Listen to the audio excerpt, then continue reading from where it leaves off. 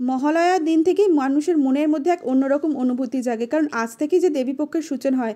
মা আসার আগমনে প্রত্যেকের মনে খুশি আনন্দে মেতে ওঠে। আজকে আমরা বেরিয়ে পড়েছিলাম ওর জন্য কিছু জামা কাপড় কিনতে অ্যাক্সেস মলে, কারণ ওর না কিছুই জিনিসপত্র কেনা হয়নি অফিসের কারণে, নানান কাজের জন্য। আর ও না কিনলে একদমই ভালো লাগে না।